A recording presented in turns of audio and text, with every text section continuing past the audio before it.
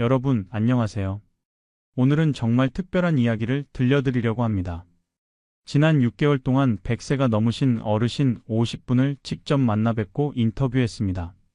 100년을 사신 분들, 그분들이 인생에서 가장 후회하는 게 뭘까 궁금하지 않으세요? 놀랍게도 대부분 비슷한 대답을 하셨어요. 그것도 전부 돈과 관련된 선택이었습니다. 이걸 살 걸, 저걸 할 걸이 아니라 이걸 하지 말 걸, 돈을 이렇게 쓰지 말 걸 하는 후회였어요. 특히 100세 할머니 한 분이 제 손을 꼭 잡으시면서 눈물을 글썽이셨어요. 젊은 사람, 내 말 좀 들어봐. 나는 평생 돈 모으느라 살았어. 지금 통장에 돈은 많아. 근데 그게 뭐 소용이야. 같이 쓸 사람도 없고 쓸 시간도 얼마 안 남았는데. 돈은 남았는데 시간이 없어. 그 말씀을 듣는 순간 가슴이 먹먹해졌습니다. 100년을 사신 분이 모든 걸 다 겪어보신 분이 하시는 말씀이니까요. 이분들의 후회가 여러분에게는 지혜가 될 수 있습니다. 오늘 말씀드릴 5가지 후회 정말 중요합니다. 이걸 아시면 여러분은 100세까지 사셔도 후회 없으실 겁니다. 끝까지 집중해 주세요. 100세 어르신들의 진심 어린 조언 지금 시작합니다. 첫 번째 후회, 건강검진 미룬 것입니다. 100세 박씨 할아버지는 올해 103살이세요. 겉으로 보기엔 정정하신데 자세히 보니 한쪽 눈이 잘 안 보이십니다. 제가 여쭤봤어요. 할아버지, 눈이 불편하세요? 할아버지가 한숨을 푹 쉬시면서 말씀하셨어요. 이게 다 내 잘못이야. 50대 때 눈이 좀 침침하더라고. 그때 병원 갔으면 됐는데 귀찮기도 하고 돈 아깝기도 하고 해서 안 갔어. 괜찮겠지 했지. 그게 60대 되니까 더 나빠지고 70대에는 한쪽 눈이 거의 안 보이더라고. 그때 가서 병원 갔더니 녹내장이래. 이미 늦었대. 50대 때 그냥 확인만 했어도 치료할 수 있었는데 할아버지는 지금까지 30년 넘게 한쪽 눈으로 사시는 겁니다. 젊은이, 내가 그때 병원비 얼마 아꼈는지 아나? 5만 원도 안 돼. 5만 원 아끼려고 30년을 불편하게 살았어. 돈은 뭐하러 모았는지 모르겠어. 이 이야기 들으니까 가슴이 아팠어요. 5만 원. 요즘 외식 한번 하면 나가는 돈입니다. 그 돈 아끼려고 30년을 한쪽 눈으로 사신 거예요. 100세 노인 50명 중에서 43분이 비슷한 후회를 하셨습니다. 건강검진 미룬 것, 증상 있는데 병원 안 간 것, 돈 아끼려고 치료 미룬 것. 실제 사례를 더 말씀드릴게요. 100세 강씨 할머니는 60대 때 배가 자주 아프셨대요. 그런데 나이 들면 다 그런 거지 하면서 10년 동안 참으셨어요. 70세가 돼서 너무 아파서 병원 갔더니 대장암 3기였습니다. 60대 때 검사 받았으면 용종 단계에서 발견했을 거래요. 그럼 간단하게 제거하고 끝이었대. 50만 원이면 됐대요. 근데 10년 미뤘더니 대장암 3기. 수술하고 항암 치료받고 돈이 5천만 원 들었어요. 고생은 말도 못하게 했고 10년 동안 병원비 50만 원 아낀 게 5천만 원으로 돌아온 거죠. 할머니는 지금도 소화가 잘 안 되고 화장실도 자주 가셔야 해서 불편하시대요. 젊은 사람, 몸이 신호 보내면 무시하지 마. 귀찮아도 병원 가. 돈 아까워도 검사 받아. 나처럼 후회하지 말고. 조기 발견과 말기 발견의 차이는 돈만의 문제가 아닙니다. 삶의 질이 완전히 달라져요. 조기 발견하면 간단한 치료로 완치되고 일상생활 계속할 수 있어요. 근데 늦게 발견하면 큰 수술 받고 후유증 남고 평생 불편하게 살게 됩니다. 100세까지 건강하게 사신 분들한테 물어봤어요. 어떻게 그렇게 건강하세요? 공통된 대답이 있었어요. 1년에 한 번 검진 빠짐없이 받았어. 작은 증상이라도 바로 병원 갔어. 예방이 최고야. 100세 윤씨 할아버지는 이렇게 말씀하셨어요. 나는 50대부터 1년에 한 번씩 검진 받았어. 한 번도 안 빠뜨렸지. 덕분에 작은 병들을 계속 조기에 발견해서 치료했어. 돈 50년 동안 검진비로 2,500만 원 정도 썼을 거야. 근데 친구들 보면 한 번 큰 병 걸려서 5천만 원, 1억 원씩 쓰더라고. 나는 건강하게 100년 살았고 돈도 덜 썼어. 건강을 잃으면 돈은 무의미합니다. 통장에 1억 원 있어도 몸이 아프면 행복하지 않아요. 반대로 돈은 좀 적어도 건강하면 행복하게 살 수 있어요. 지금 당장 하세요. 미루지 마세요. 1년에 한 번 건강검진 예약하세요. 몸이 이상하면 바로 병원 가세요. 나중에 돈 아깝다 이런 생각 버리세요. 5만 원 아끼려고 30년 고생하지 마세요. 두 번째 후회, 배우자와 추억 안 만든 것입니다. 100세 김씨 할아버지는 혼자 사세요. 부인은 15년 전에 돌아가셨습니다. 할아버지 방에는 부인 사진이 걸려 있어요. 사진을 보시면서 할아버지가 눈물을 글썽이셨습니다. 내가 평생 후회하는 게 하나 있어. 아내랑 여행 한번 제대로 못 가본 거야. 결혼하고 50년을 같이 살았는데 여행이라고는 친척 결혼식 때 지방 간 게 전부야. 아내가 살아있을 때 우리 여행 한번 가자 했는데 난 맨날 돈 아껴야지. 나중에 가자 했거든. 그렇게 미루다가 아내가 75세에 갑자기 세상 떠났어. 할아버지는 부인이 돌아가시고 나서 정신을 차렸대요. 통장에 돈이 5천만 원 있더라고. 이걸 모으느라 아내랑 여행 한번 못 갔구나. 5천만 원이 뭐 소용이야. 같이 쓸 사람이 없는데. 그때 1천만 원만 썼어도 좋은 추억 많이 만들었을 텐데. 할아버지는 지금도 후회하신대요. 젊은 사람, 배우자 있으면 같이 추억 많이 만들어. 여행 가고 맛있는 거 먹고 데이트도 하고. 나중에 하려고 하지 마. 나중은 없을 수도 있어. 돈은 남았는데 같이 쓸 사람이 없으면 그게 얼마나 허무한지 알아? 100세 노인 50분 중에서 37분이 이런 후회를 하셨어요. 배우자와 추억을 더 많이 만들 걸, 여행을 더 다닐 걸, 외식을 더 자주 할 걸. 특히 배우자를 먼저 떠나보낸 분들은 거의 전부 이 후회를 하셨습니다. 백세한 씨 할머니 이야기도 비슷해요. 할머니는 남편이 70세에 돌아가셨는데 결혼 생활 40년 동안 외식을 거의 안 하셨대요. 돈 아까워서 집에서만 먹었어요. 남편이 오늘 외식하자 해도 집에 밥 있는데 왜 나가서 먹어 했죠? 지금 생각하면 정말 바보 같았어요. 외식 한 번에 3만 원, 4만 원이면 되는데 그것도 아까워서 안 했어요. 할머니는 남편이 돌아가시고 나서 혼자 외식 다니신대요.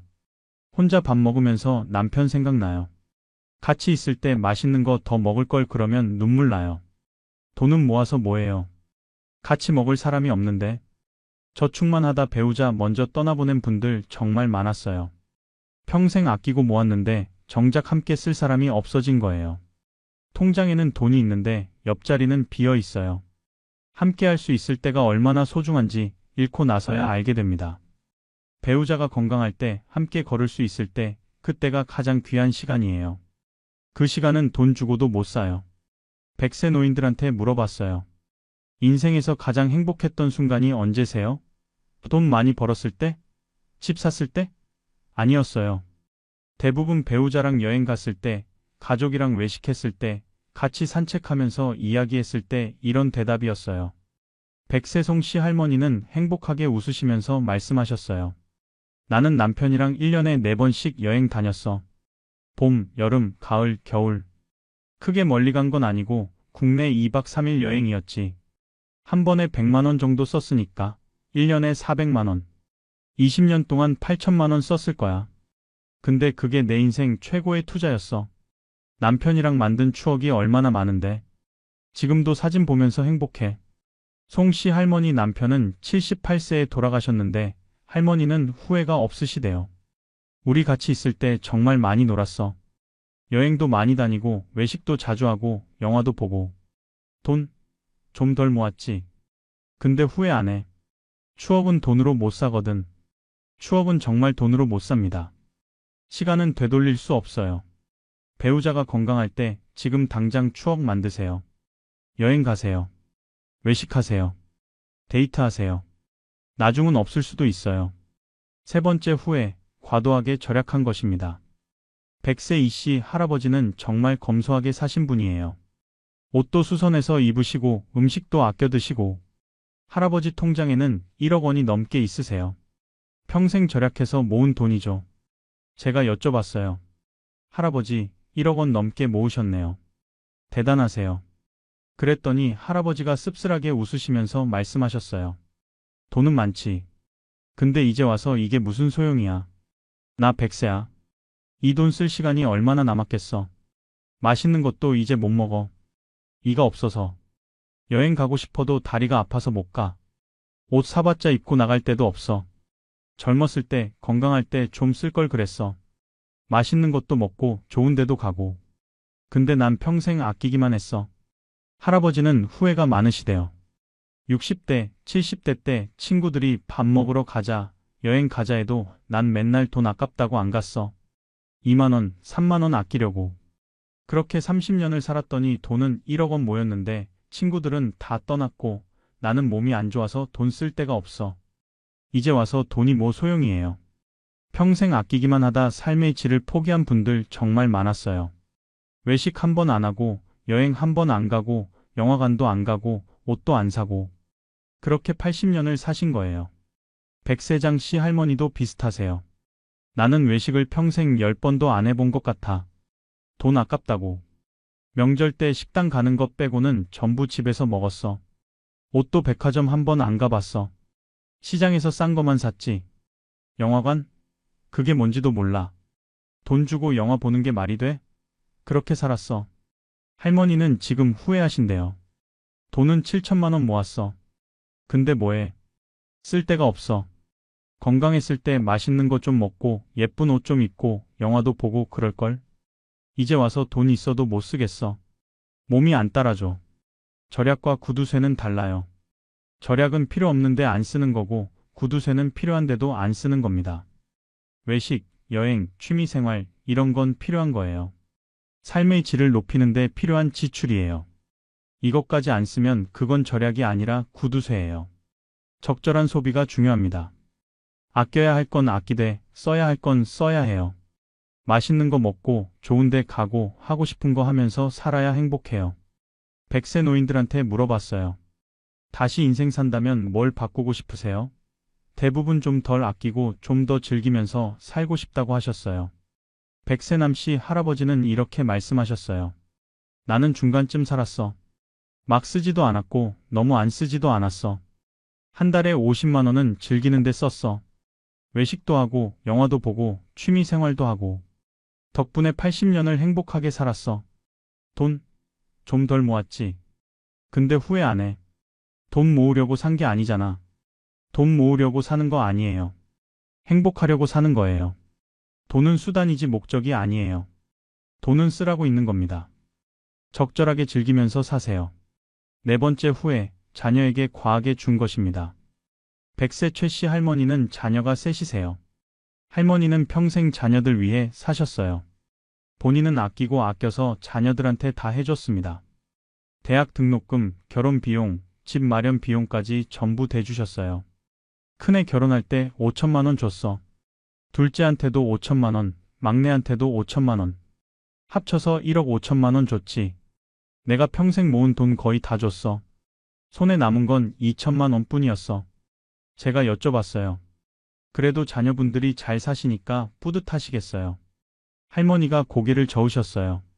그게 그렇지가 않아. 애들이 너무 편하게 살다 보니까 오히려 나약해졌어. 자기네가 노력해서 번 게 아니니까 돈의 소중함을 몰라. 큰애는 사업했다가 망했어. 내가 준 5천만 원 다 날리고 지금은 빚까지 있어. 둘째는 회사 다니다가 그만두고 집에서 놀아. 다시 취업해야지 하면서 3년째 그래. 막내는 그나마 나은데 맨날 용돈 달라고 해. 할머니는 후회하신대요. 애들 다 해주니까 오히려 망쳤어요. 내가 고생해서 번 돈으로 애들을 약하게 만든 거예요. 5천만 원씩 주지 말고 2천만 원만 주고 나머지는 너희가 해결하라고 할 걸 그랬어요. 그랬으면 애들이 더 강하게 자랐을 거예요. 자녀에게 과하게 지원하다 정작 본인은 궁핍해진 분들도 많았어요. 백세권 씨 할아버지는 자녀 셋한테 전 재산 2억 원을 다 나눠줬어요. 손에 남은 게 없으셨죠. 애들 잘 되라고 다 줬어. 근데 75세 때 내가 수술 받아야 했어. 수술비가 3천만 원 필요했지. 큰애한테 전화했어. 아들아, 아빠 수술비 좀 빌려줄 수 있니? 큰애가 뭐라고 했는지 알아? 아버지, 저도 지금 형편이 어려워요. 죄송합니다. 둘째, 셋째도 마찬가지였어. 할아버지는 결국 대출받아서 수술비 냈어요. 2억 원 줬는데 3천만 원도 못 도와주더라고. 그때 깨달았어. 다 주는 게 사랑이 아니구나. 애들한테 물고기를 줬어야 하는데 내가 평생 고기를 잡아다 줬던 거야. 그러니까 애들이 스스로 못 사는 거지. 과보호가 자녀를 약하게 만듭니다.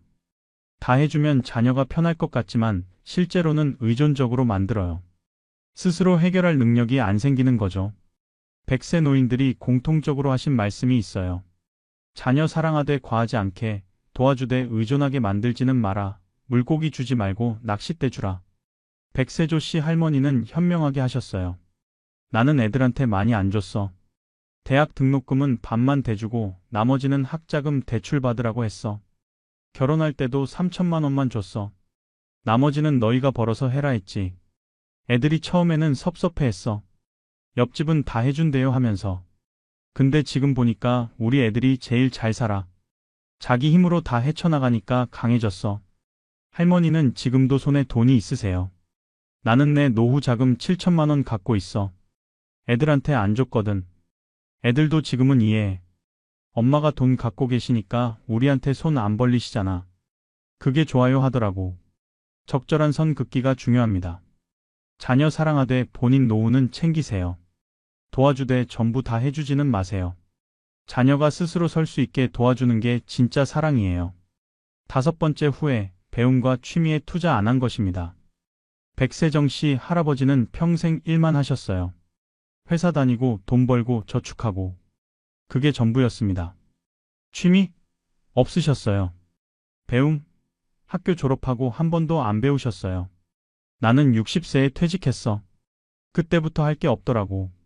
친구도 별로 없고 취미도 없고 TV만 봤어. 하루 종일 집에서 TV만 보는 거야. 그게 20년이야. 지금 100세인데 뭐 하는지 모르겠어. 그냥 시간 때우고 있어. 할아버지는 후회가 많으세요. 젊었을 때 뭐라도 배울 걸 그랬어. 악기라도 그림이라도 운동이라도. 취미가 있었으면 은퇴하고도 할 게 있었을 텐데. 난 아무것도 못해. 돈만 벌었지 나를 위한 투자는 한 번도 안 했어. 돈만 벌고 자기 개발 안 한 분들 은퇴 후에 정말 힘들어하세요. 할 게 없어요. 하루하루가 지루해요. 그렇게 20년, 30년을 보내는 겁니다. 100세 노인 중에 활기차게 사시는 분들이 계세요. 그분들한테 공통점이 있었어요. 취미가 있다는 거예요. 배우고 있다는 거예요. 100세 안씨 할아버지는 70세부터 서예를 배우셨어요. 은퇴하고 심심하더라고. 그래서 뭐라도 해야겠다 싶어서 서예 학원 등록했어. 처음엔 이 나이에 뭘 배워 했는데 하다 보니까 재미있더라고. 지금까지 30년 했어. 매일 아침 1시간씩 서예 연습해. 그게 내 낙이야. 할아버지는 행복해 보이셨어요. 돈? 서예 배우는데 30년간 500만 원 정도 썼을 거야. 붓, 종이, 학원비 합쳐서. 근데 그게 내 인생 최고의 투자였어. 덕분에 30년을 재미있게 살았어. 친구도 많이 사귀었고 전시회도 하고. 돈으로 환산할 수 없는 가치야. 백세문 씨 할머니는 65세부터 영어를 배우셨어요. 손주가 영어 하는 거 보고 나도 배우고 싶더라고. 늦었지만 시작했어. 지금까지 35년 배웠어. 영어로 대화는 못하지만 책은 좀 읽어. 성경책 영어로 읽는 게 낙이야. 할머니는 자랑스러워 하셨어요. 나이 들어서 배우니까 뇌가 활성화되는 것 같아. 치매도 안 오고 기억력도 괜찮아. 배움이 나를 젊게 만들어. 책 한 권, 악기 하나, 운동 하나. 이런 게 노년을 풍요롭게 만들어요. 돈만 모으지 말고 자기 자신에게도 투자하세요. 투자의 진짜 의미는 돈 불리는 게 아니에요. 자기 자신을 풍요롭게 만드는 게 투자예요. 배우고 경험하고 성장하는 게 진짜 투자입니다. 100세 노인들이 공통적으로 하신 말씀. 인생은 돈만으로 채워지지 않아. 배움은 언제든 늦지 않아. 취미가 삶의 활력을 줘. 100세 아씨 할아버지는 80세부터 수영을 배우셨어요. 80에 수영? 미쳤다고들 했어. 근데 해보니까 되더라고. 지금까지 20년 했어. 덕분에 건강해. 일주일에 3번 수영장 가는 게 내 루틴이야. 할아버지는 건강하셨어요. 수영 배우는데 20년간 1,000만 원 정도 썼을 거야. 근데 그 덕분에 병원 안 다녀. 건강하니까 의료비 안 나가. 투자 대비 효과 최고야. 지금이라도 늦지 않았어요. 50대, 60대면 아직 20년, 30년 남았어요. 지금 배우기 시작하면 30년 즐길 수 있어요. 뭐라도 시작하세요. 자, 여기까지 5가지 후회를 봤습니다. 이제 후회를 뒤집는 방법을 말씀드릴게요. 첫 번째 후회, 건강검진 미룬 것. 어떻게 뒤집을까요? 지금이라도 시작하세요. 아직 늦지 않았어요. 50대부터 시작하는 건강관리 구체적으로 알려드릴까요? 첫째, 1년에 한 번 종합검진 받으세요. 비용은 50만 원에서 100만 원 정도. 비싸다고요? 아니에요. 큰 병 한 번 걸리면 5천만 원 드는데 50만 원은 저렴한 거예요. 둘째, 작은 증상도 무시하지 마세요. 배 아프면 병원 가세요. 눈 침침하면 안과 가세요. 무릎 아프면 정형외과 가세요. 괜찮겠지 하지 마세요. 확인하세요. 셋째, 운동하세요. 일주일에 3번, 한 번에 30분씩만 걸으세요. 돈 안 들어요. 운동화만 있으면 돼요. 30년 걸으면 건강해요. 병원비 아껴요. 넷째, 식습관 관리하세요. 짜게 먹지 마세요. 단 거 적게 먹으세요. 채소 많이 드세요. 이게 돈 드나요? 안 들어요. 습관만 바꾸면 돼요. 100세까지 건강하게 사신 분들한테 물어봤어요. 공통된 습관이 있었어요. 1년에 한 번 검진, 매일 30분 걷기, 싱겁게 먹기, 과일과 채소 많이 먹기, 충분한 수면. 특별한 거 없어요. 기본을 지키는 거예요. 건강 투자와 의료비 지출을 비교해 볼게요. 50세부터 70세까지 20년 동안 건강 투자하면 얼마 들까요? 1년에 검진 50만 원, 운동화와 운동복 10만 원, 건강식품 60만 원. 합쳐서 1년에 120만 원. 20년이면 2,400만 원입니다. 반대로 건강관리 안 하고 70세에 큰 병 걸리면요? 수술비 5천만 원, 치료비 3천만 원, 평생 약값 2천만 원. 합쳐서 1억 원 넘게 들어요. 게다가 고통받고 삶의 질 떨어지고. 어느 게 현명한 선택일까요? 당연히 미리 투자하는 거죠. 지금 시작하세요. 내일 검진 예약하세요. 오늘부터 걷기 시작하세요. 건강만이 진짜 재산입니다. 두 번째 후회, 배우자와 추억 안 만든 것. 지금부터라도 만드세요. 배우자와 함께할 시간 만들기, 구체적으로 어떻게 할까요? 첫째, 일주일에 한 번 데이트하세요. 외식이든 산책이든 영화든 한 번에 5만 원이면 돼요. 한 달이면 20만 원. 1년이면 240만 원입니다. 240만 원이나? 하지 마세요. 1년에 52번 데이트하는 거예요. 52번의 추억을 만드는 거예요. 이 추억은 돈으로 환산할 수 없어요. 둘째, 1년에 4번 여행 가세요. 봄, 여름, 가을, 겨울. 멀리 갈 필요 없어요. 국내 2박 3일이면 돼요. 한 번에 100만 원씩, 1년에 400만 원. 20년이면 8천만 원입니다. 8천만 원이나? 하지 마세요. 80번 여행 가는 거예요. 80번의 추억 만드는 거예요. 배우자 먼저 떠나보내고 후회하는 것보다 나아요. 셋째, 월 예산 정하세요. 수입의 10%는 배우자와 함께 쓰는 돈으로 정하세요. 월급 300만 원이면 30만 원. 이 돈으로 외식하고, 영화 보고, 선물 사고. 죄책감 없이 쓰세요. 100세 노인들이 추천하는 추억 만들기가 있어요. 매일 저녁 산책하기, 일주일에 한 번 외식하기, 한 달에 한 번 특별한 데이트하기, 1년에 4번 여행 가기. 돈 많이 안 들어요. 마음만 먹으면 돼요. 백세변 씨 할머니는 이렇게 사셨어요. 남편이랑 매일 저녁 산책했어. 30분씩. 그게 우리 루틴이었지. 걸으면서 이야기하고 손잡고 웃고. 돈 안 들었지만 가장 행복한 시간이었어. 남편 떠나고 나서도 그 추억으로 살아. 돈보다 중요한 게 시간이에요. 배우자와 함께하는 시간은 돈으로 못 사요. 지금 당장 시작하세요. 오늘 저녁 배우자한테 산책하자, 외식하자, 여행 가자 말하세요. 내일은 없을 수도 있어요. 세 번째 후회, 과도하게 절약한 것. 균형을 잡으세요. 절약과 낭비 사이의 균형 어떻게 잡을까요? 기준을 제시해 드릴까요? 수입의 50%는 저축하세요. 이건 미래를 위한 거예요. 30%는 생활비로 쓰세요. 집세, 식비, 교통비. 필수 지출이에요. 남은 20%는요? 삶의 질을 높이는 데 쓰세요. 외식, 여행, 취미, 배움. 이게 중요해요.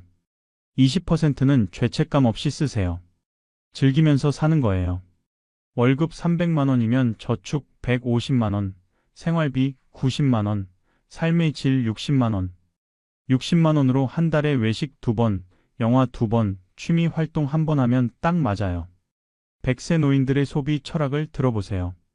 아껴야 할 것과 써야 할 것을 구분하라. 미래를 위해 저축하되 현재를 희생하지 마라. 돈은 쓰라고 있는 것이다. 100세 차 씨 할아버지는 이렇게 사셨어요. 나는 균형 있게 살았어. 절반은 저축하고 절반은 썼어. 저축한 돈으로 노후 준비했고 쓴 돈으로 인생 즐겼어. 지금 후회 없어. 돈도 있고 추억도 있고. 아껴야 할 것과 써야 할 것 구분하세요. 아껴야 할 것 허영, 과시, 불필요한 명품. 써야 할 것 건강, 가족, 배움, 경험. 구분하시면 됩니다. 후회 없는 소비 원칙을 드릴게요.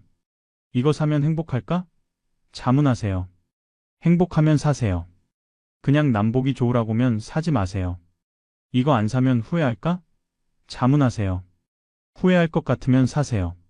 안 해도 될 것 같으면 사지 마세요. 적당히 쓰고 적당히 즐기세요.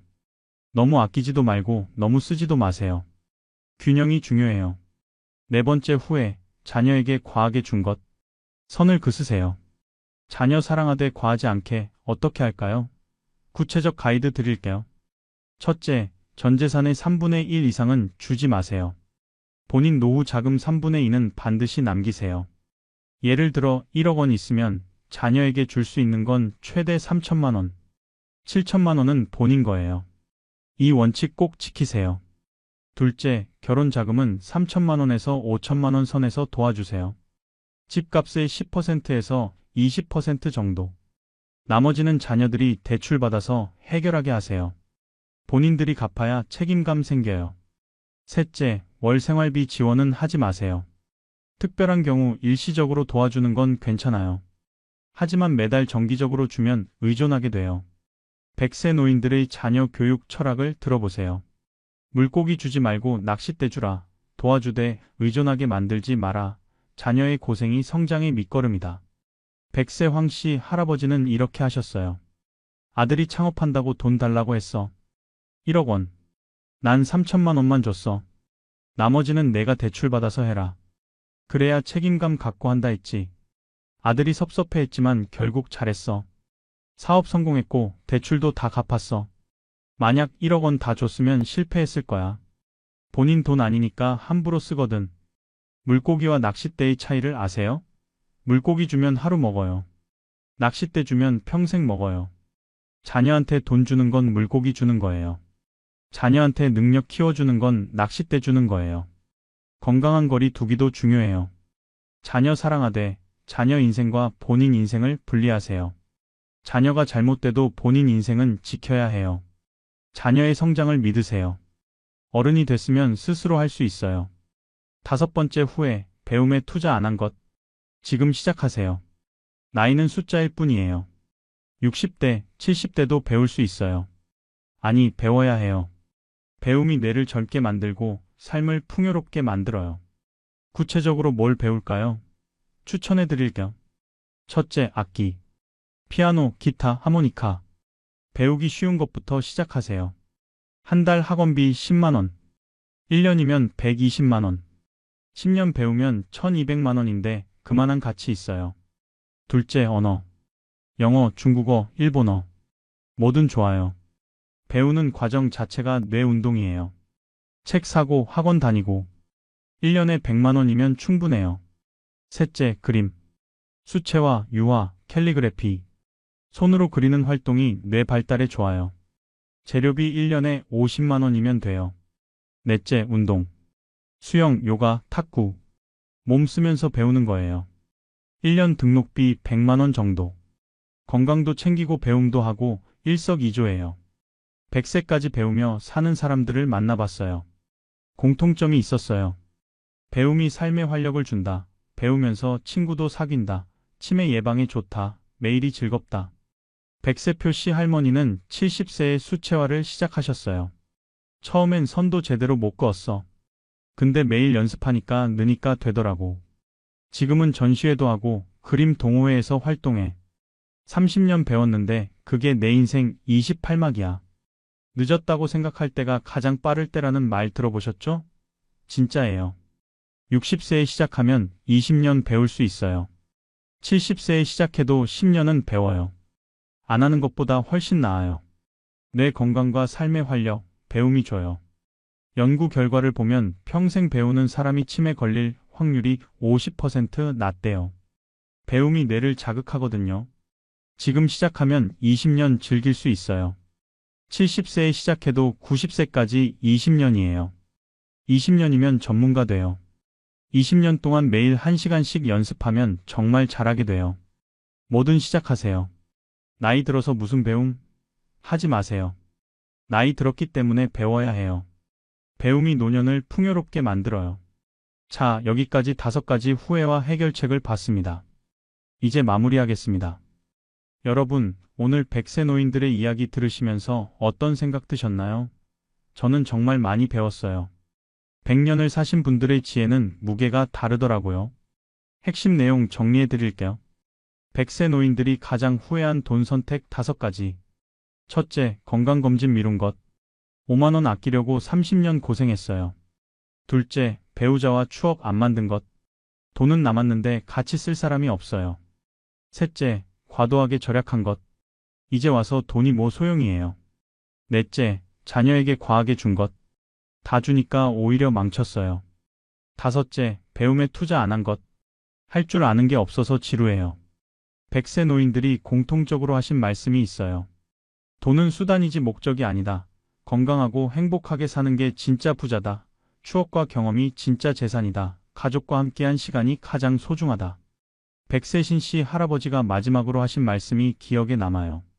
젊은 사람, 내 말 잘 들어. 100년 산 사람이 하는 말이야. 돈 모으는 것도 중요해. 근데 그게 전부는 아니야. 건강 챙기고, 가족 사랑하고, 배우고, 즐기면서 살아. 그게 진짜 잘 사는 거야. 돈만 모으다 죽지 마. 후회해. 당장 실천할 3가지 드릴게요. 첫째, 내일 건강검진 예약하세요. 1년에 한 번 빠짐없이 50만 원 투자로 건강 지키세요. 둘째, 이번 주말에 배우자와 데이트하세요. 외식이든 영화든 산책이든 함께하는 시간 만드세요. 1년에 400만 원 예산 세우세요. 추억 만드세요. 셋째, 이번 달에 뭐라도 배우기 시작하세요. 악기든 언어든 그림이든 운동이든 1년에 100만 원 투자하세요. 10년 후 전문가 되세요. 이 3가지만 실천하시면 100세까지 사셔도 후회 없으실 겁니다. 건강하고 추억 많고 배움이 있는 삶.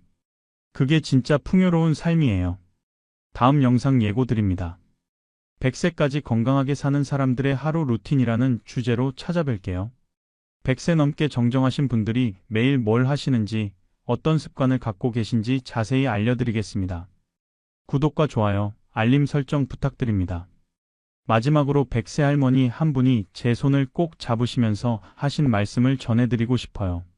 젊은 사람, 시간은 돈보다 소중해. 건강은 돈으로 못 사. 사랑하는 사람과 함께할 시간은 한정되어 있어. 배우고 성장할 기회도 지금뿐이야. 돈은 적당히 모으고 나머지는 인생 즐기면서 살아. 나처럼 후회하지 말고. 100년 살아본 사람이 해주는 조언이야. 꼭 기억해. 저는 이 말씀을 평생 잊지 못할 것 같아요. 여러분도 기억하시길 바랍니다. 오늘 이 영상이 여러분 인생의 작은 지혜가 되었기를 바랍니다. 건강하시고 행복하세요. 그리고 후회 없는 선택하세요. 다음에 또 뵙겠습니다. 감사합니다. 여러분, 안녕하세요. 지난주에 제 지인 한 분을 만났습니다. 올해 68세 되셨고요. 공무원 퇴직하셔서 연금 매달 200만 원 받으세요. 월 200만 원이면 적지 않죠? 요즘 노인 기준으로는 꽤 괜찮은 금액입니다. 그런데 이분이 저한테 이런 말씀을 하시더라고요. 빚이 5천만 원이야. 카드값이 계속 밀려서 현금 서비스까지 받았어. 이자만 한 달에 70만 원 나가. 깜짝 놀랐습니다. 연금 200만 원이면 충분히 살 수 있는 금액인데 어떻게 빚이 5천만 원이나 될까요? 더 자세히 여쭤봤습니다. 그랬더니 나오는 이야기가 자식 셋한테 매달 각각 50만 원씩 보내준다. 손주들 학원비랑 용돈 주다 보면 또 한 달에 100만 원, 경조사비로 한 달에 50만 원에서 100만 원, 건강식품이랑 보험료로 또 50만 원. 계산해 보니까 한 달에 300만 원 이상 쓰고 계시더라고요. 들어오는 돈은 200만 원인데 쓰는 돈은 300만 원. 매달 100만 원씩 적자예요. 1년이면 1200만 원 적자고 5년이면 6천만 원 적자입니다. 그 적자를 어떻게 메꿨냐고요? 처음에는 저축 깨서 메꾸고 그 다음에는 카드 돌려막기 하고 나중에는 대출 받고 그렇게 5년 만에 빚 5천만 원이 된 겁니다. 이분만 그런 게 아닙니다. 또 다른 분은 공무원 연금 300만 원 받으세요.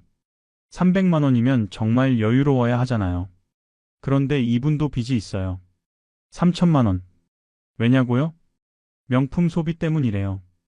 이제 좀 살아보려고 백화점 다니면서 명품 가방 사고 고급 레스토랑 다니고 해외여행 1년에 3번 가고 그렇게 쓰다 보니까 300만 원도 모자라더래요. 이런 이야기 들으면서 깨달았습니다. 문제는 소득이 아니라 지출이구나. 돈을 얼마나 버느냐가 아니라 어떻게 쓰느냐가 인생을 결정하는구나. 오늘은 이 이야기를 하려고 합니다. 은퇴 후 월 200만 원인데도 망하는 사람들, 이들의 공통된 소비 패턴 7가지를 분석해 드리겠습니다. 그리고 올바른 지출 구조는 어떻게 만들어야 하는지 구체적으로 알려드리겠습니다. 자, 그럼 시작해 보겠습니다. 먼저 이 질문부터 해볼까요? 월 200만 원이면 적은 돈일까요? 많은 돈일까요?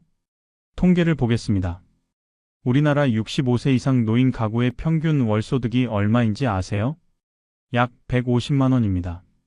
중간값으로 보면 100만 원 정도예요. 그러니까 월 200만 원이면 노인 가구 중에서 상위 30% 안에 드는 겁니다. 적지 않은 금액이에요.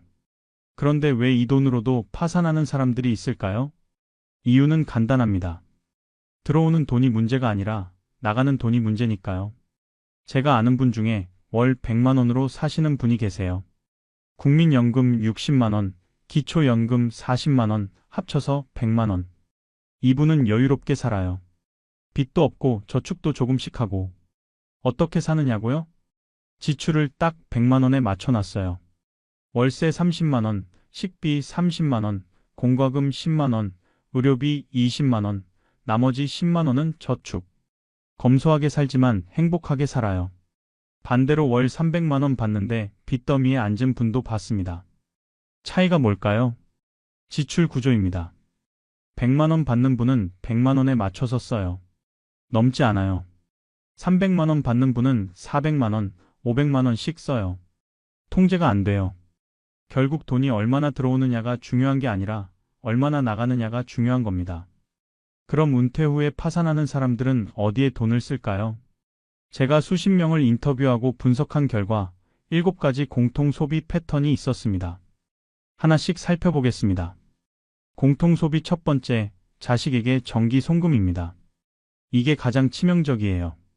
매달 고정적으로 자식한테 돈을 보내는 겁니다. 50만 원, 100만 원, 심지어 200만 원씩 보내는 분들도 있어요. 왜 보낼까요? 우리 큰애가 애둘 키우느라 힘들어서, 둘째가 대출 이자 갚느라 빠듯해서, 셋째가 아직 결혼 준비 중이라서, 이런 이유들이에요. 부모 마음이니까 이해는 갑니다. 자식이 힘들면 돕고 싶은 게 부모 마음이죠. 그런데 이게 문제가 뭐냐면 고정 지출이 된다는 겁니다. 한번 주기 시작하면 끊기가 너무 어려워요. 자식들도 이제 그 돈을 당연하게 생각하기 시작해요. 부모님 연금에서 매달 50만 원은 우리 몫이라고 생각하는 거죠. 그래서 부모가 갑자기 못 준다고 하면 자식들이 서운해해요. 왜 갑자기 안 주세요? 무슨 일 있어요? 우리 형편 아시잖아요. 이렇게 나오는 거예요. 부모는 그 말 듣기 싫어서 어쩔 수 없이 계속 줍니다. 자기 생활비 줄여가면서요. 실제 사례를 들어드릴게요. 72세 박씨, 공무원 연금 250만 원 받으세요. 자식이 셋인데 각각 50만 원씩 보내줬어요. 1년이면 1,800만 원입니다. 5년이면 9천만 원이에요. 그 돈을 어디서 마련했냐고요? 처음 2년은 저축 깨서 줬어요. 3천만 원 있던 저축 다 썼습니다. 그 다음 3년은 카드 돌려막기 했어요. 이 카드로 현금 서비스 받아서 저 카드 맞고 그렇게 72세의 빚이 6천만 원이 됐어요. 이자만 한 달에 100만 원 넘게 나가요. 연금 250만 원에서 이자 100만 원 내고 자식들한테 150만 원 보내면 본인 생활비가 없어요. 그래서 어떻게 됐냐고요? 결국 자식들한테 솔직하게 말했대요. 이제 못 준다고. 자식들 반응이 어땠을까요? 두 명은 이해했대요. 그런데 한 명은 서운해하면서 연락을 끊었대요. 그동안 매달 50만 원씩 5년 동안 받았으면 3천만 원 받은 건데 그걸로는 고맙지도 않고 이제 못 준다니까 서운해하는 거예요. 이게 현실입니다. 자식한테 정기적으로 주는 건 은퇴 후 파산의 지름길이에요. 1년에 600만 원, 1200만 원씩 나가면 20년이면 억 단위 돈이 나가는 겁니다. 그 돈이면 당신이 80대, 90대에 편하게 살 수 있어요. 근데 60대, 70대의 자식한테 다 주면 80대에는 어떻게 살아요? 자식한테 손 벌려야 해요. 그런데 그때 자식들이 도와줄까요? 안 도와줘요. 자기들도 바빠요. 그러니 자식 독립시키세요. 자식이 힘들어도 스스로 해결하게 두세요. 그게 진짜 자식 사랑입니다. 전기송금 오늘 당장 끊으세요. 공통소비 두 번째, 과도한 경조사비입니다. 은퇴 후에 경조사비가 엄청 늘어나요. 왜냐하면 나이가 들수록 경조사가 많아지거든요. 친구들 환갑, 칠순, 팔순 잔치, 친구들 자식 결혼, 조카들 결혼, 친구들 부모님, 본인 부모님 장례. 한 달에 경조사가 서너 개씩 있어요. 그럼 한 번에 얼마씩 내나요? 친한 친구면 20만 원, 30만 원. 조카 결혼이면 50만 원, 100만 원. 친구 부모님 장례면 10만 원, 20만 원. 한 달에 경조사비로 100만 원 넘게 쓰는 분들 많아요. 1년이면 1200만 원입니다. 월 200만 원 받는 사람이 경조사비로 100만 원 쓰면 남는 게 100만 원이에요. 그걸로 어떻게 살아요? 그런데 왜 이렇게 많이 낼까요? 체면 때문이에요. 적게 내면 뭐라고 할까봐, 쪽팔릴까봐, 그래서 무리해서 내는 거예요. 그리고 이런 생각도 해요. 나도 나중에 받을 거니까. 주고받는 거니까. 그런데 현실은 어떨까요? 주는 것보다 받는 게 훨씬 적어요. 왜냐하면 나이 들수록 경조사 횟수가 줄어들거든요. 80대 되면 친구들 대부분 돌아가시고 경조사 별로 없어요. 그러니까 60대, 70대에 엄청 주고 80대에는 받을 사람도 없는 거예요. 그럼 어떻게 해야 할까요? 기준을 정하세요. 친한 친구 결혼식, 환갑, 칠수는 10만 원. 조카 결혼은 30만 원. 장례는 5만 원. 이렇게 딱 정해놓고 그 이상은 절대 안 내는 거예요. 그리고 솔직하게 말하세요.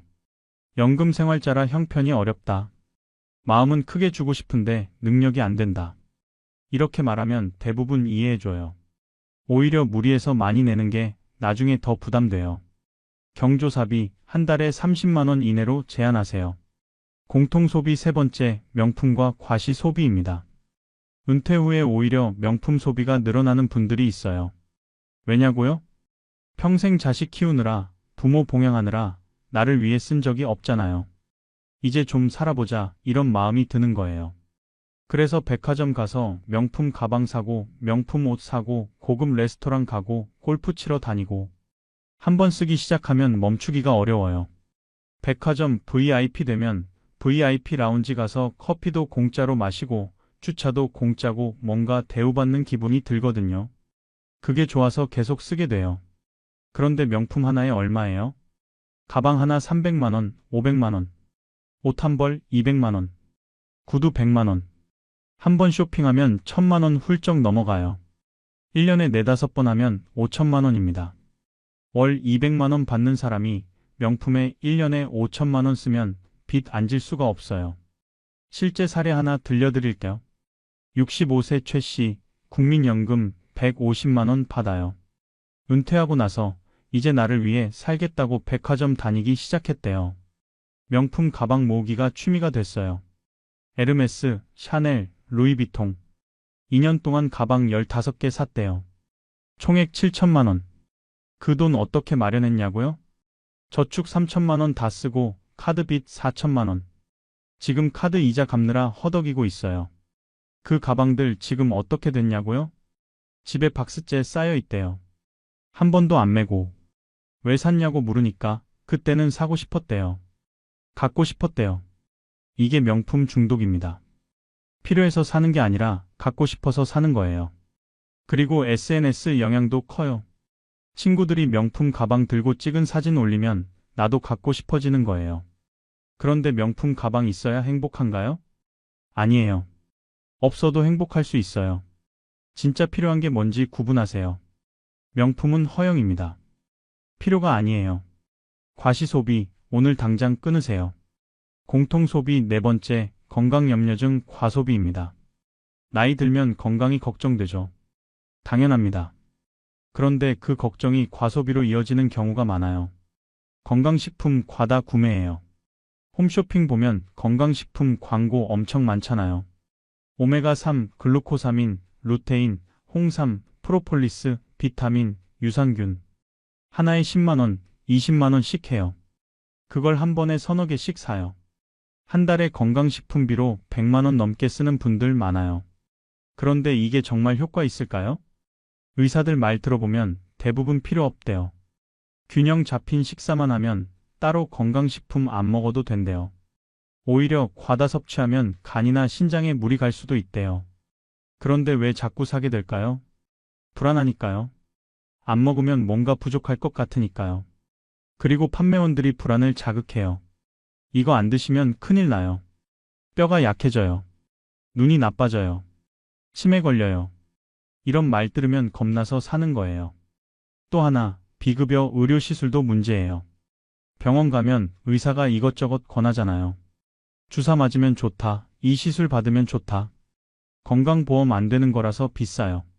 한 번에 50만원, 100만원씩 해요. 그것도 한 번으로 끝나는 게 아니라 계속 받아야 한대요. 한 달에 한 번씩 받으면 1년에 600만원, 1200만원 나가요. 실제 사례예요. 70세 김씨, 연금 200만원 받으세요. 건강식품 한 달에 100만원, 비급여 시술 한 달에 50만원, 합쳐서 150만원씩 써요. 1년이면 1800만원이에요. 그럼 생활비로 남는 게 월 50만원밖에 없어요. 그걸로 어떻게 살아요? 못 살죠. 그래서 저축 깨고 빚 내고 건강 지키려다가 파산하는 거예요. 건강관리 중요합니다. 하지만 과하면 독이에요. 정말 필요한 것만 하세요. 의사가 꼭 필요하다고 하는 것만 하세요. 검증 안 된 건강식품, 비급여 시술, 과감하게 거절하세요. 공통소비 다섯 번째, 손주 관련 지출입니다. 손주 사랑은 당연합니다. 예쁘죠? 그런데 그 사랑을 돈으로 표현하려는 게 문제예요. 손주 만날 때마다 뭔가 사주고 싶어지는 거예요. 장난감, 옷, 신발, 책, 간식. 백화점 가면 손주 것만 사요. 본인 건 안 사요. 그리고 손주 생일이면 큰 선물 사줘요. 50만원, 100만원짜리. 손주 학원 다닌다면 학원비도 대줘요. 손주 영어 유치원 간다면 한 달에 100만원씩 대주는 할머니, 할아버지들 많아요. 왜 그럴까요? 며느리, 사위 눈치 보는 거예요. 손주한테 잘해줘야 며느리, 사위가 나를 좋아할 거라고 생각하는 거죠. 그리고 손주 통해서 자식과의 관계도 유지하려고 하고요. 그런데 이게 중독이 돼요. 한 번 주기 시작하면 안 주면 이상해지는 거예요. 손주도 할머니, 할아버지 만나면 뭔가 받는 게 당연하다고 생각해요. 아무것도 안 사주면 손주가 서운해해요. 할머니, 오늘은 선물 없어요? 이런 말 들으면 또 사주게 되는 거예요. 실제 사례 들려드릴게요. 72세 이씨, 손주가 5명이에요. 각 손주한테 생일 때 100만원씩, 명절 때 50만원씩, 1년에 1인당 250만원씩 줘요. 5명이면 1년에 1250만원이에요. 거기다 장난감, 옷, 학원비 합치면 1년에 2천만원 넘게 써요. 연금이 200만원인데 손주한테만 1년에 2천만원 쓰면 본인은 어떻게 살아요? 저축 깨서 쓰죠. 그렇게 5년 만에 저축 다 털렸어요. 지금은 손주들한테 줄 돈이 없어서 손주 만나는 것도 피한대요. 빈손으로 가기 창피해서요. 이게 손주 과소비의 결말입니다. 손주 사랑은 돈이 아니에요. 시간을 주세요. 관심을 주세요. 사랑을 주세요. 돈은 주지 마세요. 특히 정기적으로 주지 마세요. 공통소비 여섯 번째, 고정비 방치입니다. 이게 은근히 큰 돈이에요. 쓰지도 않는데 매달 나가는 돈들. 보험료가 대표적이에요. 젊을 때 가입한 보험들, 지금 필요 없는데도 계속 내고 있어요. 암보험, 실손보험, 연금보험, 저축보험. 한 달에 보험료만 50만 원, 100만 원씩 나가는 분들 많아요. 왜 해지 안 하냐고요? 옛날부터 내던 거니까 그냥 내는 거래요. 점검을 안 해봤대요. 또 케이블 TV, 인터넷, 스트리밍 서비스 이런 구독료들 안 보는데도 계속 내고 있어요. 통신비도 마찬가지예요. 데이터 무제한 요금제 쓰는데 실제로는 한 달에 2GB밖에 안 써요. 그럼 요금제 낮추면 되는데 귀찮아서 안 바꿔요. 자동차 유지비도 문제예요. 1년에 몇 번 안 타는데 보험료, 세금, 유지비로 한 달에 30만 원씩 나가요. 이런 고정비들 다 합치면 한 달에 100만 원 넘어요. 1년이면 1200만 원이에요. 근데 이거 점검해서 줄이면 한 달에 50만 원은 아낄 수 있어요. 1년이면 600만 원이고요. 어떻게 줄이냐고요? 보험 정리하세요. 필요 없는 건 해지하세요. 구독 서비스 정리하세요. 안 보는 건 취소하세요. 통신 요금제 바꾸세요. 저렴한 걸로요. 차 필요 없으면 파세요. 필요할 때만 렌트하세요. 이렇게 하면 1년에 1000만 원은 아낄 수 있어요. 고정비 점검 오늘 당장 하세요. 공통소비 7번째, 충동적 큰 지출입니다. 갑자기 목돈 나가는 거예요. 계획에 없던 큰 지출. 예를 들면 갑자기 가구 바꾸기. 소파 500만 원, 침대 300만 원, 식탁 200만 원. 1000만 원 나가요. 갑자기 해외여행 가기. 유럽 여행 1인당 500만 원, 부부면 1000만 원. 갑자기 리모델링, 인테리어. 2천만 원, 3천만 원 나가요. 왜 갑자기 이런 지출을 할까요? 살 날이 얼마 안 남았으니까 이제 좀 살아보자 이런 심리예요. 그리고 자식이 조르는 경우도 많아요. 아버지, 차 좀 바꾸세요. 너무 오래된 거 타시네요. 어머니, 집 좀 고치세요. 너무 낡았어요. 이런 말 들으면 부모는 못 이기는 척하고 돈 쓰는 거예요. 그런데 이런 큰 지출 한 번에 1000만 원, 2천만 원씩 나가면 저축이 순식간에 바닥나요. 그리고 후회해요. 왜 샀을까? 필요 없는 건데. 실제 사례예요. 70세 박씨, 자식이 차 바꾸라고 해서 신차 샀어요. 4천만 원. 그 돈 어디서 났냐고요? 저축 2천만 원 깨고 대출 2천만 원 받았어요. 차 샀는데 1년에 몇 번 타나요? 10번도 안 탄대요. 그냥 집 앞에 세워만 뒀대요. 보험료, 세금만 한 달에 30만 원씩 나가요. 지금 엄청 후회한대요. 충동적 큰 지출 막는 방법이 있어요. 일주일 냉각기 원칙. 뭔가 큰 걸 사고 싶으면 일주일 기다리세요. 일주일 후에도 정말 필요하면 사세요. 대부분 일주일 지나면 안 사게 돼요. 필요 없었던 거니까요. 자, 지금까지 7가지 치명적 소비를 봤습니다. 정리해 볼까요? 첫째, 자식에게 전기송금. 둘째, 과도한 경조사비. 셋째, 명품과 과시소비. 넷째, 건강염려증 과소비. 다섯째, 손주 관련 지출. 여섯째, 고정비 방치. 일곱째, 충동적 큰 지출. 이 7가지만 안 해도 월 200만 원으로 충분히 살 수 있어요. 그럼 이제 올바른 지출 구조를 만들어 볼까요? 50대 이상, 은퇴 후 이상적인 지출 구조는 이렇습니다. 기본 생활비 60%, 의료비 20%, 비상금 저축 10%, 여가교재비 10%, 월 200만 원 기준으로 계산해 볼게요. 기본 생활비 120만 원.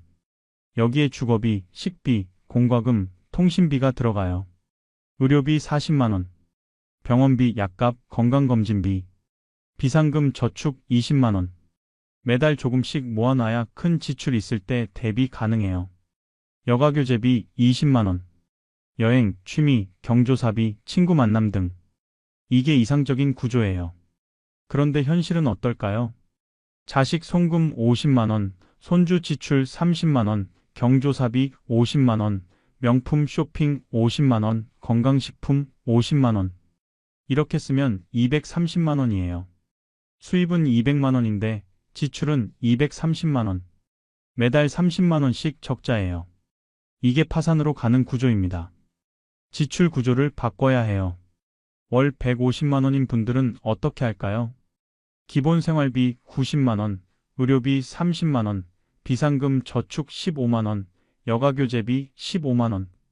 월 100만 원인 분들은요? 기본 생활비 60만 원, 의료비 20만 원, 비상금 저축 10만 원, 여가교재비 10만 원. 소득에 맞춰서 비율을 유지하는 거예요. 60%, 20%, 10%, 10%. 이 비율만 지키면 어떤 소득이든 파산하지 않아요. 그럼 어떻게 실천할까요? 예산을 짜세요.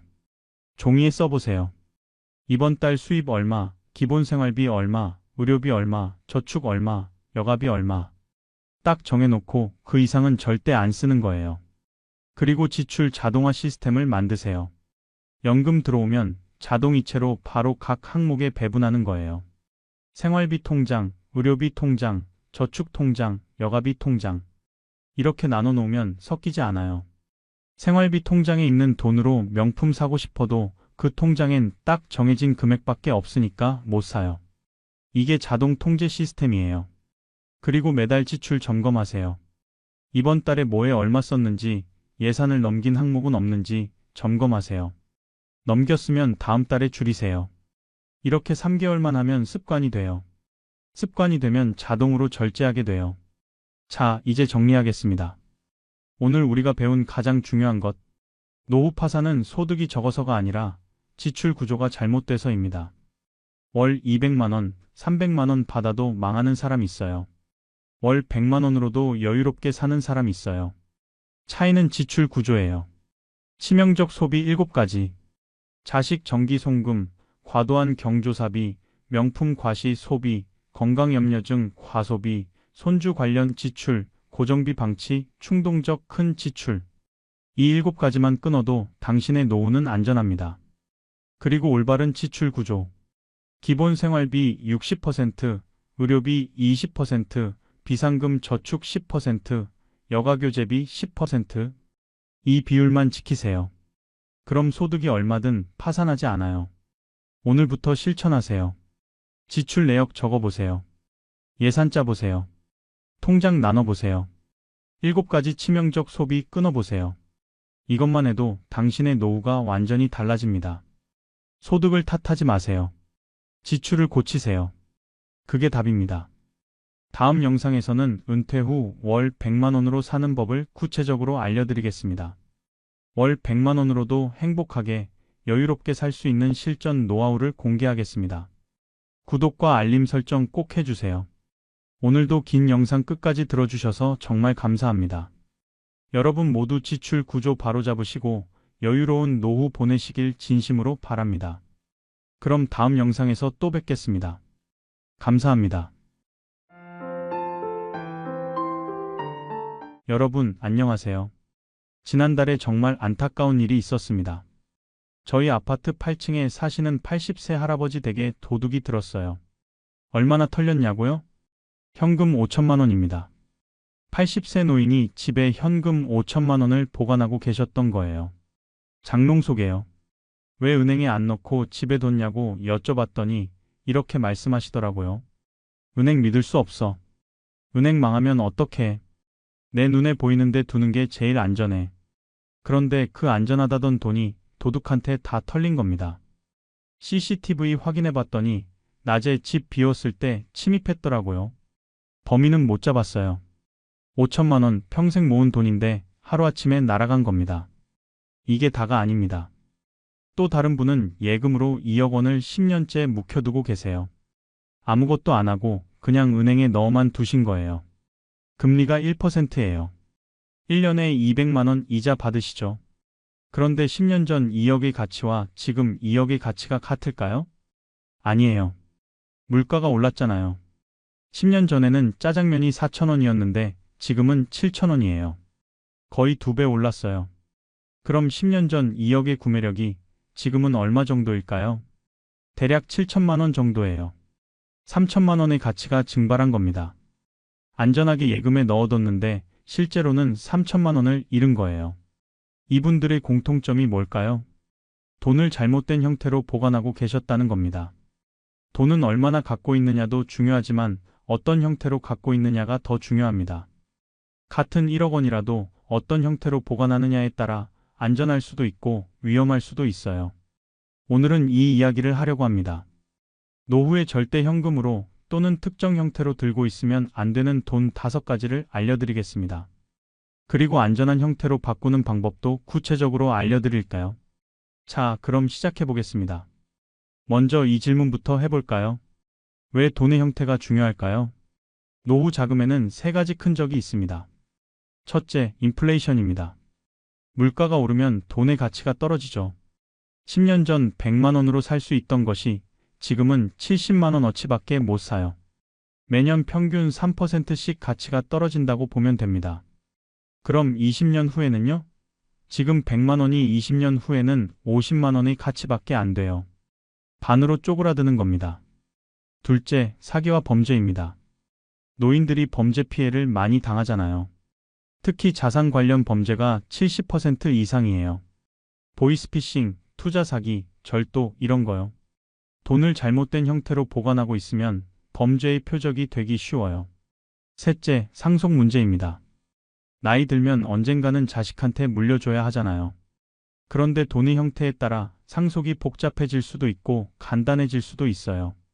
형태가 잘못되면 자식들끼리 싸우고 세금 폭탄 맞고 큰일 나요. 그래서 돈의 형태가 중요한 겁니다. 같은 1억 원이라도 어떤 형태로 보관하느냐에 따라 10년 후, 20년 후에 7천만 원이 될 수도 있고 1억 5천만 원이 될 수도 있어요. 통계를 보면 65세 이상 노인 중에서 범죄 피해를 당한 사람의 70%가 자산 관련 피해예요. 보이스피싱, 투자 사기, 절도, 사기, 결혼 이런 거요. 피해 금액이 평균 5천만 원이 넘어요. 그리고 대부분 돈을 잘못된 형태로 보관하고 있었던 경우예요. 그럼 어떤 형태가 위험할까요? 하나씩 살펴보겠습니다. 위험한 돈 첫 번째, 집에 보관하는 현금입니다. 이게 가장 위험해요. 요즘도 집에 현금 보관하시는 분들 많아요. 특히 70대, 80대 어르신들이요. 왜 그러시냐고요? 은행을 못 믿겠대요. 은행 망하면 어떻게 하냐? IMF 때 은행들 망한 거 기억 안 나냐? 이러시는 거예요. 그래서 현금으로 집에 보관하시는 거죠. 금고 사서 넣어두거나 장롱 깊숙이 숨겨두거나 이불 속에 넣어두거나 심지어 마당에 묻어두시는 분도 있어요. 그런데 이게 얼마나 위험한지 아세요? 첫째, 도난 위험이 엄청나요. 요즘 절도범들이 타겟을 어떻게 잡는지 아세요? 노인 혼자 사는 집이요. 낮에 집 비울 때 들어와요. 그리고 현금 숨겨둔 데를 다 뒤져요. 장롱, 이불, 옷장, 싱크대 및 화장실 다요.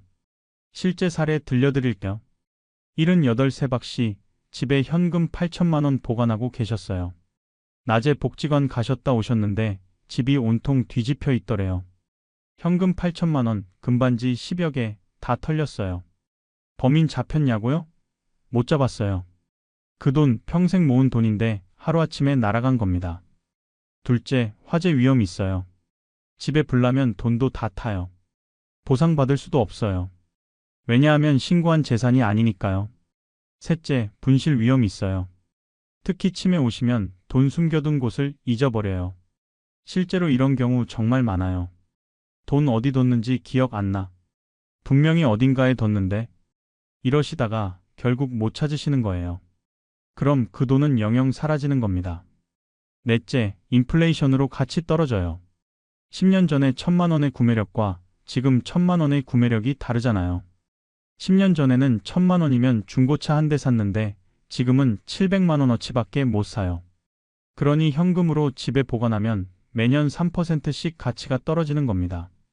10년이면 30%, 20년이면 50% 떨어져요. 다섯째, 상속 시 증거가 없어요. 나중에 돌아가시면 자식들한테 물려줘야 하잖아요. 그런데 현금으로 집에 보관하고 있으면 그게 어디서 나온 돈인지 증명이 안 돼요. 자식들이 신고 안 하고 나눠 가지면 나중에 세무조사 나올 수도 있어요. 그리고 자식들끼리 싸워요. 누가 얼마 가져갔는지 모르니까요. 이렇게 위험한데도 왜 현금으로 보관하실까요? 안전하다는 착각 때문이에요. 내 눈에 보이니까, 내가 직접 만질 수 있으니까 안전하다고 생각하시는 거죠. 하지만 이게 가장 위험한 겁니다. 현금 집에 보관하지 마세요. 최소한 은행에는 넣으세요. 은행 망해도 5천만 원까지는 예금자 보호돼요. 정부가 보장해줘요. 그러니 은행이 훨씬 안전합니다. 위험한 돈 두 번째, 만기 없는 장기 예금입니다. 이것도 많은 분들이 착각하시는 거예요. 예금은 안전하다, 은행에 넣어두면 된다, 이렇게 생각하시죠? 맞아요. 예금은 안전해요. 원금 보장되고 이자도 받고. 그런데 문제는 장기 예금이에요. 20년, 30년 그냥 묵혀두시는 거예요. 실제로 이런 분들 많아요. 40대에 돈 좀 모였다, 은행에 넣었다, 그리고 60대, 70대까지 그냥 둬요. 금리가 얼마냐고요? 요즘은 1%에서 2%예요. 그럼 1억 넣어두면 1년에 100만 원에서 200만 원 이자 받아요. 한 달에 10만 원 정도죠. 그런데 물가 상승률이 얼마냐고요?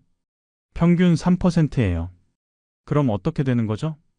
금리 2% 받는데 물가는 3% 오르면 실제로는 1% 손해보는 겁니다. 매년 1%씩 가치가 떨어지는 거예요. 10년이면 10%, 20년이면 20%. 실제 사례 들려드릴게요. 75세 김씨, 30년 전에 5천만 원을 정기 예금에 넣으셨어요. 당시 금리가 5%였어요. 좋았죠. 그런데 30년 동안 계속 만기 연장만 하셨어요. 금리는 점점 떨어져서 지금은 1.5%예요. 30년 동안 받은 이자가 총 8천만 원 정도 돼요. 원금 5천만 원에 이자 8천만 원 합쳐서 지금 통장에 1억 3천만 원 있어요. 많이 늘었죠?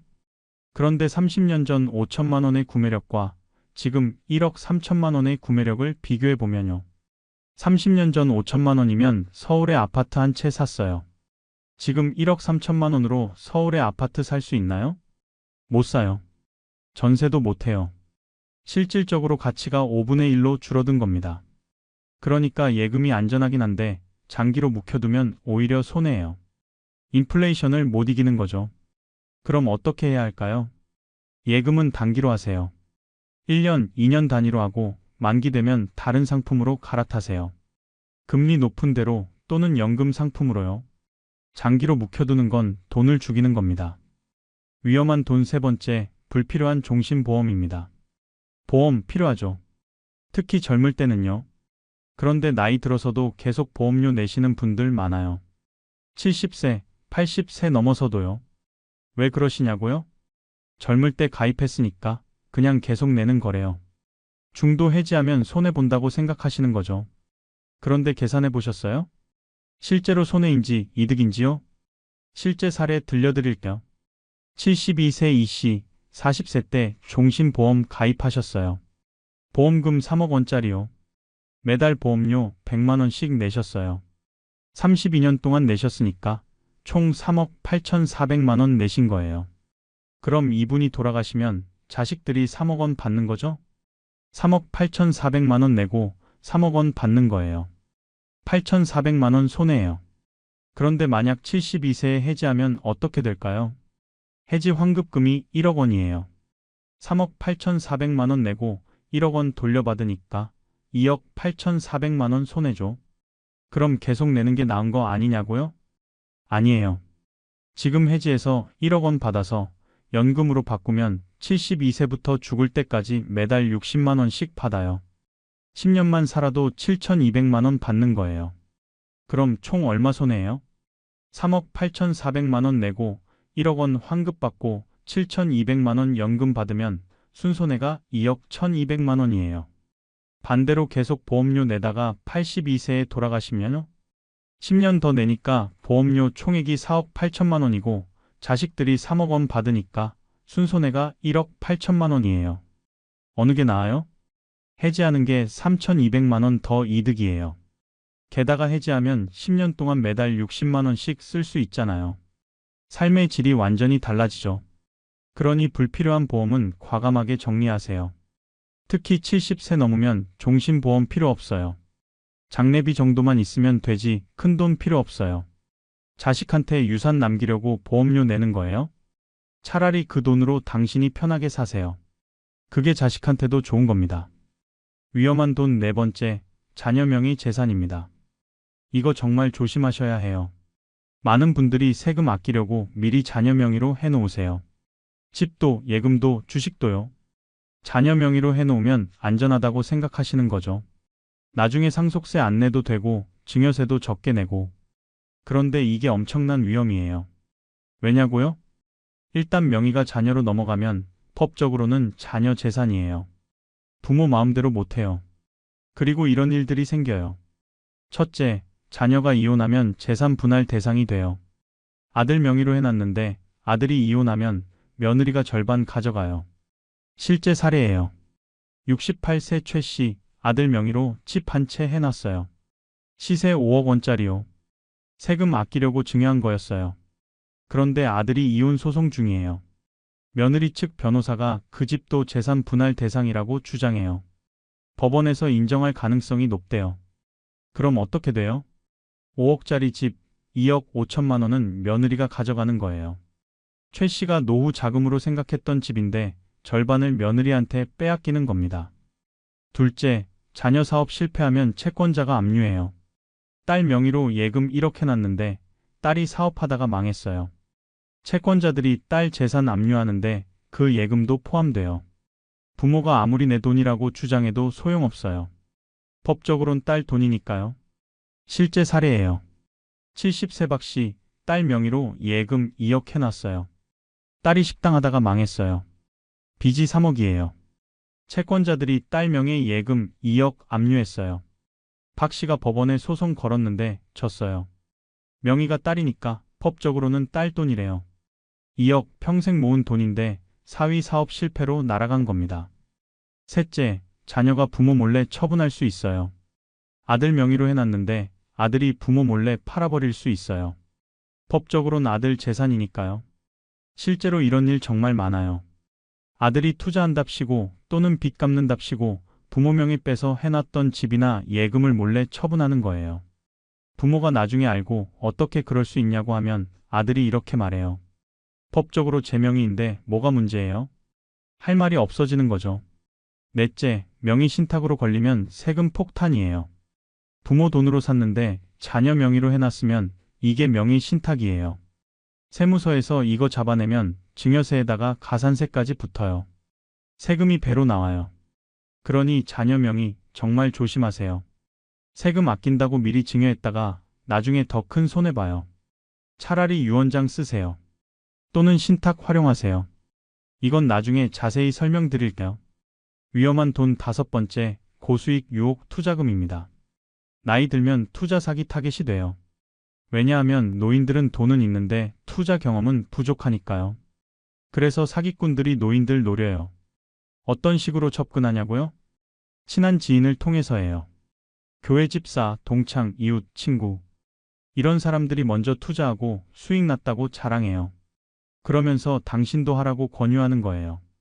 월 10% 수익 보장, 원금 보장, 3개월 후 원금의 200% 돌려준다. 이런 식으로요. 그럼 어떻게 될까요? 처음에는 정말 수익 줘요. 월 10%씩요. 그럼 믿게 되는 거죠. 아, 진짜구나. 그래서 더 큰 돈 투자해요. 그때부터 연락이 끊겨요. 실제 사례 들려드릴게요. 74세 정 씨, 교회 집사 소개로 부동산 펀드 투자했어요. 월 5% 수익 보장, 1년 후 원금의 60% 이익 얹어서 돌려준다고 했대요. 처음에 500만 원 투자했더니 진짜 매달 25만 원씩 들어오더래요. 6개월 받으니까 150만 원 받은 거죠. 그래서 믿고 3억 투자했어요. 그때부터 연락 끊겼어요. 집사도 연락 안 받고 투자회사도 연락 안 되고. 알고 보니 전형적인 폰지 사기였어요. 나중에 투자한 사람 돈으로 먼저 투자한 사람한테 수익 주는 거였죠. 정씨 3억 다 날아갔어요. 경찰 신고했지만 돈 돌려받을 가능성 거의 없대요. 또 다른 사례예요. 68세 강씨 친구 소개로 코인 투자했어요. 3개월 후 2배 된다고 했대요. 5천만 원 투자했어요. 한 달 후에 확인해 보니까 정말 6천만 원 돼 있더래요. 1,000만 원 수익 난 거죠. 그래서 추가로 1억 투자했어요. 그때부터 사이트 접속이 안 되더래요. 알고 보니 가짜 사이트였어요. 처음 수익은 미끼였던 거죠. 강씨 1억 5천만 원 다 날아갔어요. 이런 사기가 정말 많아요. 고수익 보장, 원금 보장 이런 말 나오면 100% 사기예요. 세상에 원금 보장하면서 고수익 주는 투자는 없어요. 고수익은 고위험이에요. 기본 원칙이에요. 특히 70세 넘으면 투자 절대 하지 마세요. 예금만 하세요. 수익 적어도 안전한 게 최고예요. 자, 지금까지 위험한 돈 5가지를 봤습니다. 정리해 볼까요? 첫째, 집에 보관하는 현금. 도난, 화재, 분실 위험. 둘째, 만기 없는 장기 예금. 인플레이션으로 가치 하락. 셋째, 불필요한 종신보험. 보험료만 축내는 것. 넷째, 자녀 명의 재산. 이혼, 채무, 처분 위험. 다섯째, 고수익 유혹 투자금. 사기 위험. 이 5가지 형태로 돈 갖고 계시면 지금 당장 바꾸세요. 그럼 어떻게 바꿔야 할까요? 안전한 형태로요. 하나씩 설명드릴게요. 첫째, 집에 있는 현금은 은행 계좌로 옮기세요. 예금자 보호되는 은행에 넣으면 5천만 원까지는 정부가 보장해줘요. 만약 5천만 원 넘게 있으면 은행 여러 개로 나눠서 넣으세요. 한 은행당 5천만 원씩요. 그럼 다 보호돼요. 둘째, 장기 예금은 단기 예금으로 바꾸세요. 그리고 일부는 연금보험으로 전환하세요. 연금보험은 매달 일정 금액 받는 거예요. 죽을 때까지요. 이게 노후에는 제일 안전해요. 셋째, 불필요한 보험은 해지하세요. 특히 70세 넘으면 종신보험 필요 없어요. 해지해서 받은 환급금을 즉시 연금으로 전환하세요. 그럼 매달 생활비로 쓸 수 있어요. 넷째, 자녀 명의 재산은 신탁이나 유언장으로 바꾸세요. 신탁은 신탁회사에 맡기는 거예요. 본인이 살아있는 동안은 본인이 쓰고 돌아가시면 자녀한테 가는 거죠. 이혼하거나 빚이 있어도 신탁 재산은 보호돼요. 유언장은 공증받아서 작성하세요. 그럼 나중에 자녀들끼리 다툼 없이 깔끔하게 상속돼요. 다섯째, 투자금은 원금 보장 상품으로 바꾸세요. 예금, 국채 이런 거요. 수익 적어도 안전한 게 최고예요. 그럼 나이별로 어떻게 자산을 배분해야 할까요? 60대는요. 현금 20%, 예금 40%, 연금보험 30%, 안전투자 10%. 70대는요. 현금 10%, 예금 30%, 연금보험 50%, 안전투자 10%. 80대는요. 현금 5%, 예금 20%, 연금보험 70%, 안전투자 5%. 나이 들수록 연금 비중을 높이는 겁니다. 왜냐하면 연금이 제일 안전하니까요.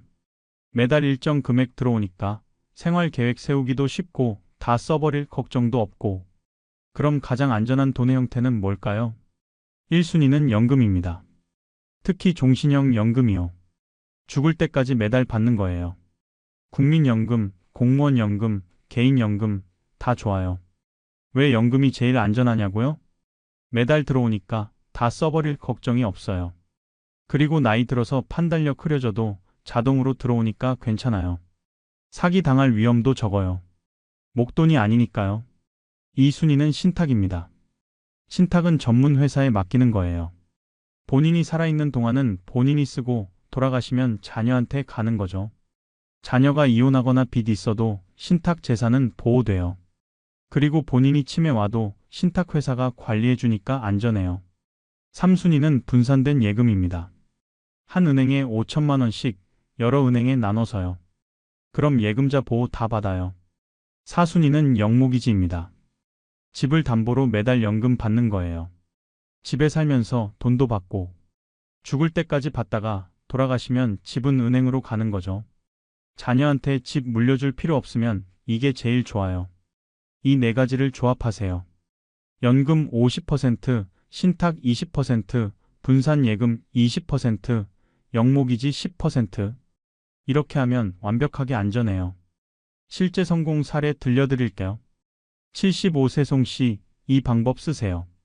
국민연금 월 100만원, 개인연금 월 50만원, 신탁으로 2억 맡겨놓고 매달 100만원 찾아 쓰고 예금 5천만원씩 세 은행에 나눠놓고 집은 영목이지로 월 60만원 받고 총 월수입이 310만원이에요. 생활비로 200만원 쓰고 나머지 110만원은 모아놨다가 여행 가거나 손주들 용돈 주거나 해요. 여유롭게 살고 계세요. 치매 와도 괜찮아요. 신탁회사가 관리해 주니까요. 자녀들도 안심이에요. 부모님 재산 안전하게 관리되고 있으니까요. 이게 이상적인 노후 자산 관리예요. 자, 이제 정리하겠습니다. 노후에 절대 가지면 안 되는 위험한 돈 5가지. 집에 보관하는 현금, 만기 없는 장기 예금, 불필요한 종신보험, 자녀 명의 재산, 고수익 유혹 투자금. 이 5가지 형태로 돈 갖고 계시면 지금 당장 바꾸세요. 안전한 형태로요. 연금, 신탁, 분산 예금, 영목이지. 이 4가지로요. 형태를 바꾸는 것만으로도 노후가 완전히 달라집니다. 같은 1억 원이라도 어떤 형태로 갖고 있느냐에 따라 안전할 수도 위험할 수도 있어요. 오늘부터 실천하세요. 집에 현금 있으면 은행에 넣으세요. 장기 예금 있으면 연금으로 바꾸세요. 불필요한 보험 있으면 해지하세요. 자녀 명의 재산 있으면 신탁으로 바꾸세요. 투자하고 있으면 정리하세요. 이것만 해도 당신의 노후 자산이 안전해집니다. 형태가 안전을 결정합니다. 형태를 바꾸면 노후가 바뀝니다. 다음 영상에서는 신탁 완전 정복을 다루겠습니다. 신탁이 뭔지, 어떻게 하는 건지, 장단점은 뭔지, 비용은 얼마인지 구체적으로 알려드리겠습니다. 노후 자산 관리에 신탁만큼 안전한 게 없거든요. 구독과 알림 설정 꼭 해주세요. 오늘도 긴 영상 끝까지 들어주셔서 정말 감사합니다. 여러분 모두 자산의 형태 바로잡으시고 안전한 노후 보내시길 진심으로 바랍니다. 그럼 다음 영상에서 또 뵙겠습니다. 감사합니다.